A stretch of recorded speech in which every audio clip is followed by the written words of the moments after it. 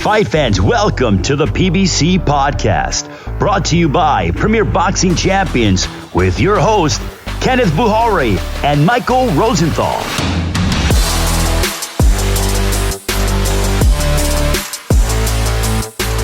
Welcome back, everyone, to the PBC Podcast. I am Kenneth Bouhairie. I'm Michael Rosenthal, editor of USA Today's Boxing Junkie. Thanks as always for tuning in, guys. We are 1 month away from another super fight. Saturday, September 30th, Canelo Alvarez versus Jermell Charlo for the undisputed 168-pound world championship. Not to mention a stellar undercard. I mean, perhaps the best we've seen in God knows how long. Jesus Ramos versus Erickson Lubin. Your Dennis Ugas versus Mario Barrios. And Elijah Garcia versus Armando Resendiz. Speaking of Jesus Ramos, he will be joining us in a bit. But first, Mike, there was some heavyweight action last weekend. Unified champ Alexander Usyk scoring a one-sided 9th-round TKO over Daniel DuBois. It was one-sided, but not without controversy. In the 5th round, DuBois dropped Usyk with the right uppercut to the body that was ruled low. Usyk was on the ground for about 3-4 minutes recovering. A lot of folks agreed with the ref's decision. A lot of folks didn't. What did you think? Well, I initially thought it was borderline. You know, the punch landed like right below the top of Usyk's trunk, so I could see a low blow call. But then I realized, honestly, I probably shouldn't confess this, but I realized that I didn't really have a clear definition of what a low blow is. So I called a guy that, I have tremendous respect for, referee Jack Reese, one of the top guys in California. He told me based on ABC rules, he sort of laid out the whole thing for me. He said a low blow is below the top of the hip bone. He suggested that you draw a straight line from the top of one hip bone to the other. That's the boundary line. And if the majority of the glove lands below that line, the punch is low. That was not the case in the Usyk-DuBois fight. Usyk's hip bones are a good 2-3 inches below his navel. So now I believe it was a legal blow, meaning DuBois. Oh, it was a legal shot? Screwed. Yeah, it was a legal shot, which means, in my opinion, DuBois gets screwed. So I got to ask you then this. In your opinion, based on what you saw, does Usyk get up from that legal shot? He says that he would have, had referee Luis Pabon, who made the decision that caused all this, had Pabon started counting. Honestly, I don't believe him based on the way he went down, and it's easy for him to say that, that he could have gotten up after the fact. But honestly, we'll never know. Maybe yes, maybe no. The bottom line for me is that DuBois would have had an excellent chance to win that fight had Pabon got it right. And Usyk's victory, even though he dominated most of the fight, as you said, I think it certainly is tainted because of the controversy. The good thing to come out of all this is that I think everyone is a little bit more clear on what a low blow is. At least I hope so. Just to clarify what Jack Reese told me, that's the ABC rules, which all the commissions in the United States base their rules on. Maybe they have different rules in Poland. Maybe they have different rules in England, but I kind of think they don't. Yeah, I'm with you. I mean, look, I thought it was borderline to the point where, it looked legal to me. Maybe it could have been ruled legal or illegal. And, for me, more importantly, this is like the second or third time I've seen Usyk react badly from body shots. Now, granted, all body shots hurt, but he seems to have some serious vulnerability there. I saw some people, saying what you were saying. Well, what you were discussing. Well, if it was ruled legal, he would have got up and beat the 10 count. Honestly, I don't know what fight they were watching. I mean, he clutched his midsection like he got shot there. Yep. And then he was rolling on the canvas for like an eternity. He was not getting up, not a chance. I think the referee could have counted to 100.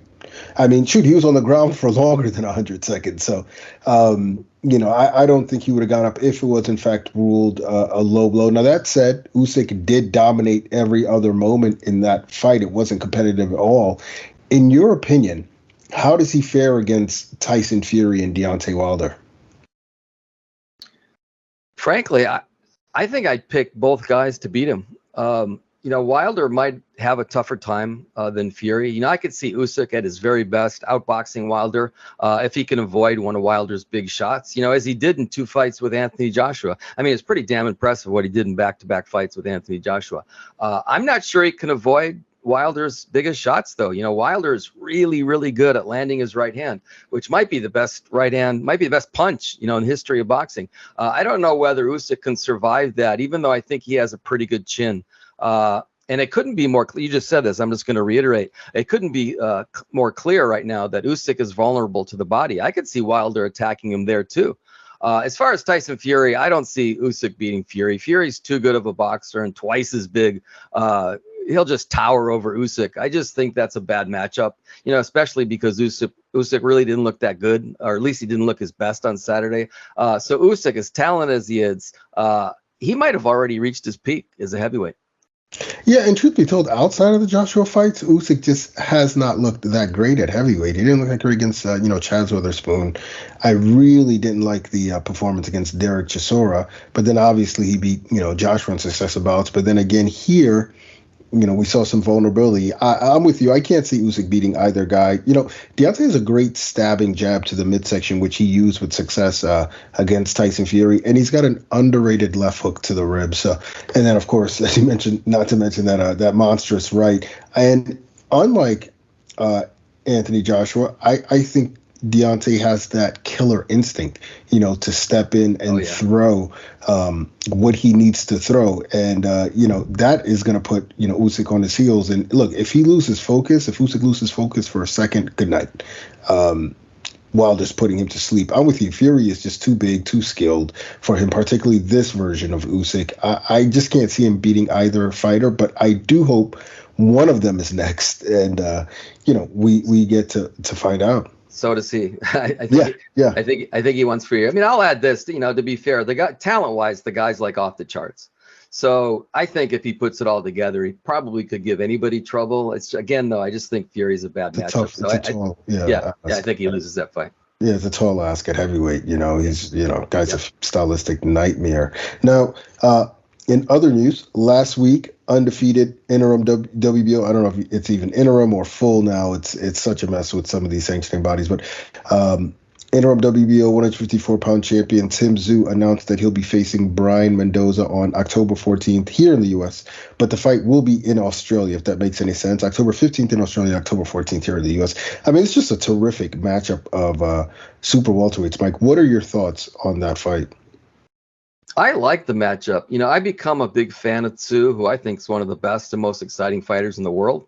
And Mendoza is just such a good story. He scored upset knockouts against big name opponents in back-to-back fights. First, over Jason Rosario last November, and then previously unbeaten Sebastian Fundora in April. That doesn't happen very often. There's no question that he earned the opportunity against Tszyu. Will Mendoza win this fight?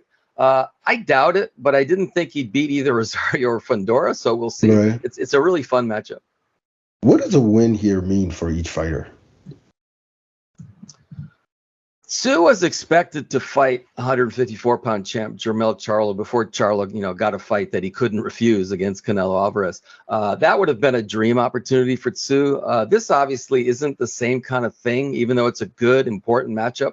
I think everybody expects Tszyu to win. If he does, I think he just holds his position as one of the top guys at 154, maybe the top guy if Charlo moves up in weight. And then he just has to wait for another big opportunity. But for anyway, the win wouldn't really move the needle much for him. If Mendoza wins, if he can make it a trifecta against Tszyu, Rosario, Fundora, and then Tszyu, you got to start thinking of him as a major player, not only in the division, but in the sport. So that would be some special stuff. So this is an absolutely enormous opportunity for Mendoza. Yeah, it is. It's not going to be easy, but man, what a year. We'd have to, consider him in fighter of the year. You name it. I mean, that would be incredible. 3 in a row. Let's bring in our guest this week, a man who actually beat Brian Mendoza. He's at the airport, after just wrapping up the Charlo Canelo pay-per-view Undercard press conference, and he takes on Erickson Lubin in a high-stakes showdown, serving as the co-feature to that Canelo-Charlo main event. He's only 22, one of the best young fighters in the sport today, the undefeated 154-pound contender, Jesus Ramos. Jesus, you have your biggest fight on a huge pay-per-view card September 30th. I mean, this has to be especially exciting for you, right? Yeah, man, it's really exciting. Being on the Canelo Undercard against a legitimate fighter like Lubin, it's gonna be a great night of action. I feel like the whole card is filled with talent, and it makes for an even more exciting night of boxing. What does it feel like? You were at the press conference today, sitting next to Lubin. What does it feel like to have him right there, knowing you guys are gonna be trading blows in a few weeks? Yeah, man. That wasn't even the crazy part. The crazy part was that I used to, watching fight. I was at 140, and I would see his fights. I would always be tuned in. I followed his journey when he wanted to become a world champion at a young age and fought Charlo, and now I'm fighting him. And it seems to be the story now. In my career, and it was just crazy. It was a surreal moment, but this is where we are right now. We're fighting the guys that we look up to, and it's honestly an amazing feeling. Yeah. Idols become your rivals, right? Correct. Yeah. How's camp gone so far? Does it feel any different given the magnitude of the fight? Yeah, man. This camp has been strong. We've been working really, really hard. Strength and conditioning wise, we've been going extremely hard. There's been no rest. The 7 days out of the week, and we've been training, like I said, hard. We're gonna go into this fight really strong. And in terms of boxing, we've got a great game plan. I feel like I basically handicap Lubin. I don't see him being able to come up with anything that'll defeat our game plan. We have a pretty solid game plan, as long as I stay disciplined and focused on it, I think everything's gonna go our way. Jesus, so you're coming off a sensational knockout of Joey Spencer in March, which might have been your best performance. Did you feel as good as you looked in that fight? Yeah, it certainly did. I feel like the key thing for that fight was just being myself. I feel like for the previous fight for that one with Santa Maria, it was more of me wanting to knock him out, me wanting to just hurt him. For he had a big deal with my uncle, so a lot of emotions in that fight.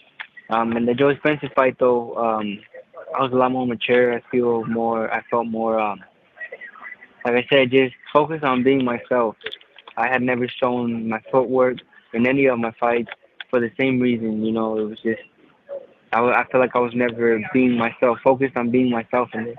And now that I have, basically unlocked that new door where I can just go in there and be myself, I feel like it's a different fighter and a lot more confidence. Well, I think that's what I had to do, just being under the bright lights and performing like I did in sparring in a fight. It was kind of hard to transition into that, but I think now I got it down with the experience. I think everything's transitioning well, and I think it showed in that Spencer fight.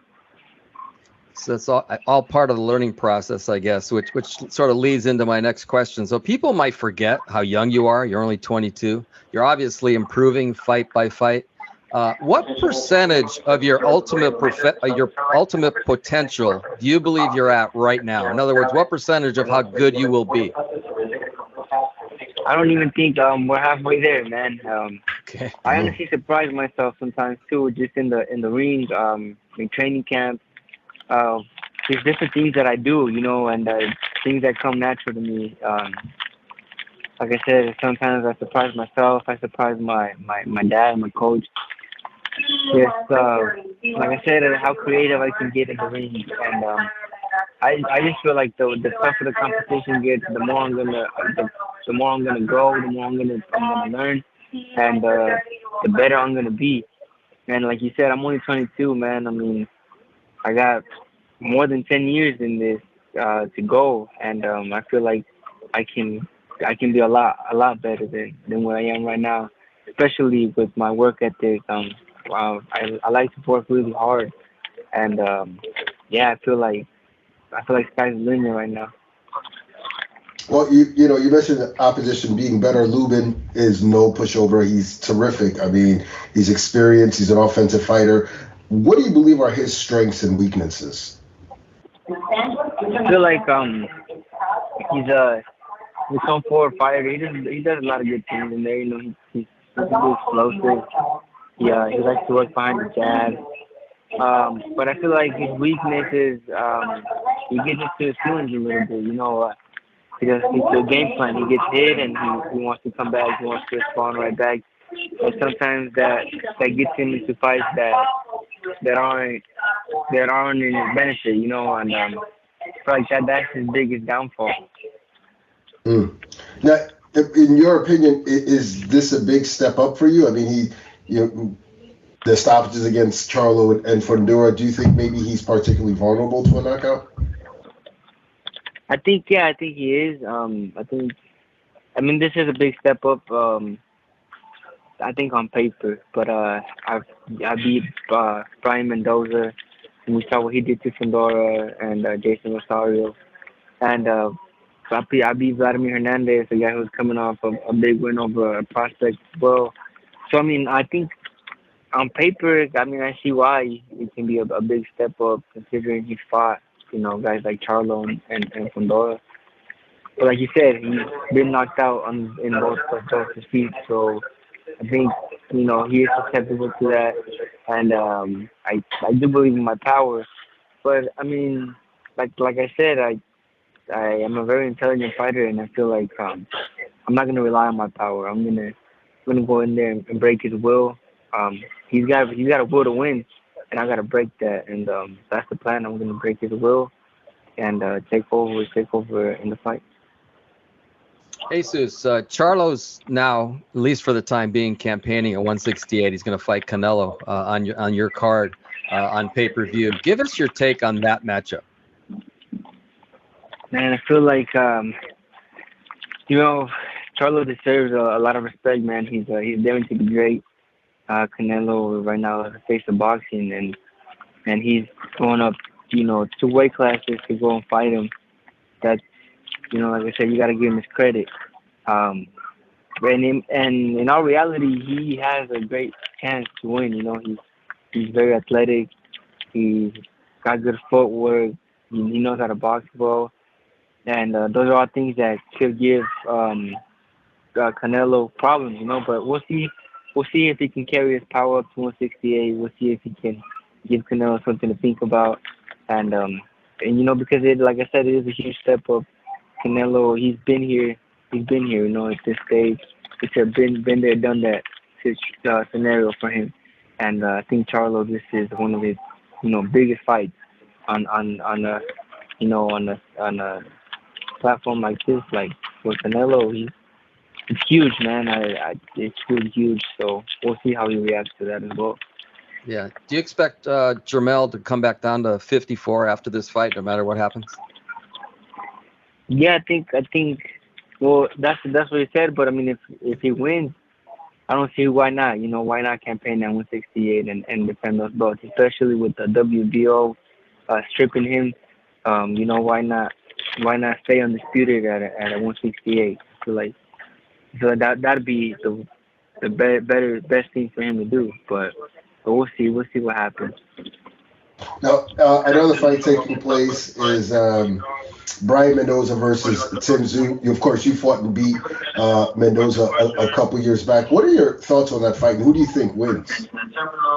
I'm honestly rocking with Mendoza, man. I feel like Mendoza has a lot of skills. He's got power and he's got skills. Like I said, he's got a lot of footwork, a lot of things that can give Tszyu problems. And we've seen Tszyu. He likes a little bit of defense. He can be hit, and Mendoza has power, man. So I give the edge to Mendoza. I feel like he can pull it off. But Tszyu's hungry. He's coming to win. He's coming for Charlo, like he's been calling him out for a while now. So he's motivated. So you can't take that away from him. But skills wise, I feel like Mendoza edges him out just a little bit. terms of footwork, better defense as well. But it'll definitely be an interesting match. So if Mendoza wins, is he going to rematch with you, or? Yeah, of course, and that's man. I mean, like I said, we want the better competition, and even though I beat Mendoza, he made a comeback, and if he beats Tszyu, then that would be a solid comeback, from Doro and Tszyu and Jason Rosario. I mean, those all have great names, so we'll definitely have to do a rematch if he beats Tszyu. There you go. So, Jesus, you've been at 54 only a couple of years, but you seem big for the weight. How long do you plan to stay in the division? I'm hoping to get a world title at this weight, man. And that's the crazy part. When I was at 140, everybody said I was big for the division. 147, everybody said I was big. And then at 154 is the same thing, so it's crazy. But I feel like I'm just filling in at 154. When I fought by Mendoza, I wasn't even a legitimate 154-pounder. I didn't even feel like that for Vladimir. When I fought Vladimir at 154, I didn't feel like I was a legitimate 154-pounder. But now I'm really going into this weight division. I'm feeling strong. So I think I got one more fights in this division. I feel like I can still make it comfortably. And I feel really good at this weight. I feel like I can stick around for a while and hopefully get that title shot that we've been wanting. Where do you think you top out? At what weight? 168, maybe light heavyweight. Oh man. Okay. We'll see. But yeah, I think eventually I can go into a 175 body frame. Okay. One step at a time. So one step at a time. There you go. So you're already ranked by all four major sanctioning bodies, as high as number 3 by the IBF. What does a victory in this fight do for you in your career? I think it catapults me, even higher, and you said I'm pretty high up there in the rankings, but and honestly, all that for me right now is I'm not even focused on that, people tell me like, hey man, they got you ranked at this and at WBC and at IBF, but I just want to keep proving myself. I feel like a lot of people don't know me yet, and I want to get that recognition. And I don't want to get it through social media where I'm posting. I want people to know me through my skills. Know me through what I do in the ring. That's what I'm here for. That's what I want. And that's why I am taking this competition, and I want to dominate so that when I do get brought up, I've earned that. I've earned everything that I'm gonna have at the moment. I've earned the title shots. I don't want to be given a title shot. I don't want to be given even the title. I want to earn it, and that's why we're taking these fights, these challenges. And just competing, man. That's what this is all about. We got to compete and show who's the better man. In your opinion, how far away are you from a title shot? I don't think I'm too far. Like I said, the more that time passes, the more I'm gonna keep going and keep learning and keep maturing as a fighter. I don't feel like I'm the same fighter I was for the Joe Spencer fight. I've grown from that already. So then it's going to continue to happen like that. I'm just going to continue to get better and better. And, like I said, there's things I can control and there's some things I can't control. And I can't control when they give me the title shot, but we're in control how much we develop, how much we learn, how much we perfect our craft, and that's the goal right now. Jesus, we mentioned that you're still only 22. Is there a rush to get to the mountaintop, or do you feel like you can still sort of take your time?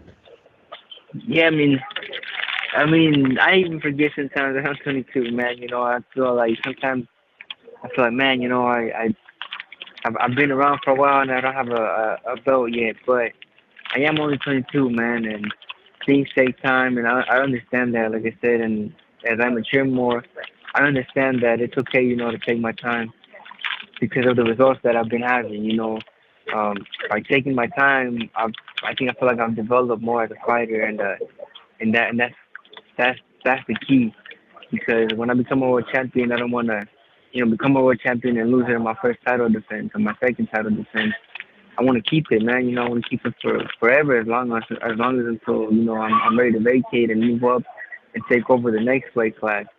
So by going with this route, where I'm taking these fights and learning, I'm solidifying that. I'm learning more. I'm becoming a better boxer, and yeah, man, everything takes time. We just gotta be patient. We just gotta do our part. And that's, like I said, being dedicated to our craft. Very good. Jesus, if things go well on September 30th, can you give us in order your top 3 opponents that you'd like to face if you had the opportunity to choose them? Yeah, and that, well, right now it's kind of hard because Charlo's fighting that night, but, let's say he was victorious and he was going back down to 154, that would be the number one, obviously. He's a champion. I think he's the most complete fighter at 154, and that's the toughest challenge at 154 right now for Mark Charlo.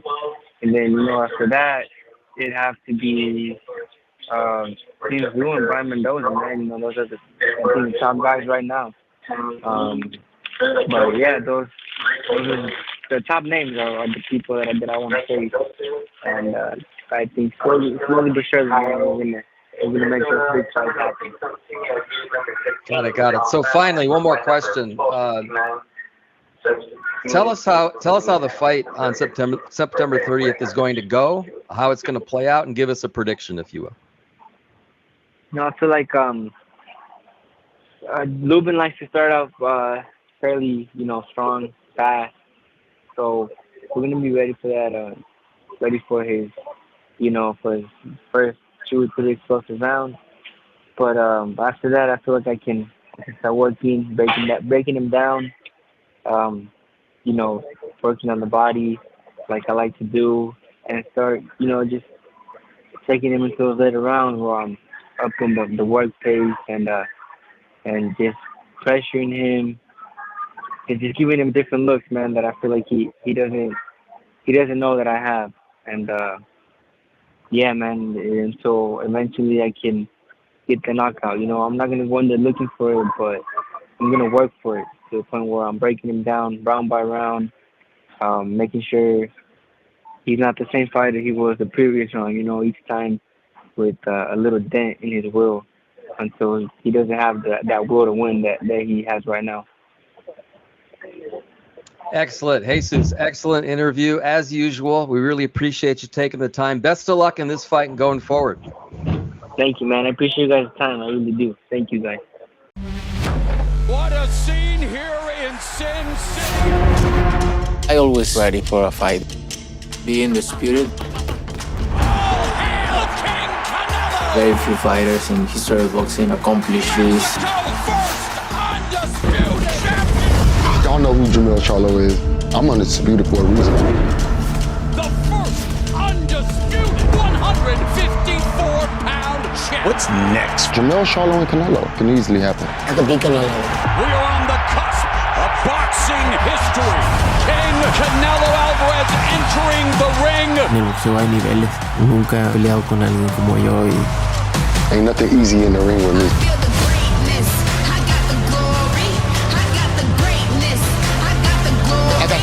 I got the power. I want all the smoke. At the end of the day, I always win. I'm not afraid of no man. Pues el que no arriesga no gana. It's about pride. It's about legacy. It's about history. Canelo Alvarez takes on Jermell Charlo. September 30th on Showtime pay-per-view. Showtime. It's time for Mike and I to go toe-to-toe. This week we ask which Canelo-Charlo undercard bout might steal the show. It's all going down Saturday, September 30th. A fantastic main event and 3 great matchups on the pay-per-view card. Jesus Ramos versus Erickson Lubin. Your Dennis Ugas versus Mario Barrios. And Elijah Garcia versus Armando Resendiz. Mike, in your opinion, which fight could steal the show? It's going to be hard to top Canelo and Charlo, because that fight's just going to rock, obviously. And I like all these fights. I could have made a case, I think, for, the other 3 featured fights, but I think it has to be Jesus Ramos and Erickson Lubin. As Ramos told us, he's trying to be more measured, as he's developing, but he's still an offensive-minded guy, a guy who wants knockouts, and obviously has the ability to deliver those knockouts. And I still think Lubin is one of the better offensive fighters in the sport. He's quick, he's athletic, he's powerful. He's got this fighting spirit, which I just absolutely love. These two guys are going to attack each other fiercely. There's no question about that. And the fact that Lubin might not have the best chin actually adds to the intrigue, in my opinion. At any second, a punch from Ramos could put his lights out. So, and finally, this is just such a huge fight for both guys. Ramos is one of the hottest young fighters in the world. He hopes to maintain his momentum and build toward a title shot sometime soon. For Lubin, this might be do or die. He had those knockout losses against Charlo and Fundora. He can't afford another one, which undoubtedly has made him like super motivated for this fight. I have no doubt that he's absolutely primed. So this kind of matchup is almost can't miss excitement, in my opinion. I expect that to be a tremendous fight. Yeah, I agree. I've heard people say that forget the best fight on the card. I've heard people say that that's a legitimate fight of the year candidate, and I agree. I just think it's an amazing, amazing fight. I actually struggled with this one. I love Garcia versus Resendiz. Garcia's 20. Resendiz is 24. You've got 2 guys who hate taking a backward step. That could get brutal. But I think your Dennis Ugas versus Mario Barrios steals the show. These are 2 guys who refuse to quit. 2 big, strong guys. Barrios looks like he's settled in at 147 now. Watching him against Giovanni Santiago, I was really impressed by how explosive Barrios looked. And then Santiago isn't an elite welter, but I was watching, Barrios, and I thought, man, this guy looks filled out. He looks sharp. He looks powerful. I think he's going to bring that kind of energy to this fight. And folks forget, Barrios can box. He can fight. And he's not going to back down. And then you have your Dennis Ugas. He's been at the top of the mountain. He's experienced. He can also box, but he won't back down from a fight. I'm expecting this to be a very competitive, fought at a really high level with lots of explosive moments. And I don't know if it goes 12. I don't even know who wins. It's such a good fight. But really, with a card like this, Mike, the fans are the real winners. I know that's a tired cliche, but can anyone argue otherwise? Yeah, you used the words that I was going to use. It's going to be whatever action there is, it's going to be at a high level. Ugas might be, a slightly better boxer than Barrios, but I think he also sort of has this fighting spirit, that I referred to earlier. And Barrios is maybe a little bit more of a warrior. But he's also a good boxer, as you mentioned. So I think if you add all that up, first of all, it's a 50-50 fight, which is how it's supposed to be. And also, I think these are 2 guys that are really hungry. Ugas has been at the top of the mountain. Yeah. He wants to get back there. Barrios, the same kind of thing. So I think that, it's the same kind of thing as Ramos and Lubin. I think these are 2 guys, 2 really good fighters who are really hungry, and that adds up to action. Yeah, this could be, and not to mention, by the way, we've got a pretty good main event as well. Yeah, it's hard to top that for sure. Yeah, exactly. This could be a case where we watch the first fight and we're like, wow, that was amazing, and then the next fight's amazing, and then the next fight's amazing, and so forth. So I have no idea. I just know that it's a terrific undercard. Really one of the best I have seen in many, many, many years. And I'm really excited about each and every single fight on September 30th. Of course, we're going to be talking about that nonstop until the big fight night. One of the biggest fights in recent years, Canelo Alvarez versus Jermell Charlo, unprecedented. 2 undisputed world champions facing off in this 4-belt era. Not easy to attain those 4 belts, and it's even harder to get 2 undisputed champions into the ring. So we all can't wait for that. And that is going to do it for this week's show. We want to thank Jesus Ramos for joining us, and of course, you guys, as always, for listening. Be sure to check us out next week for more boxing talk, more interviews, and more banter right here on the PBC Podcast.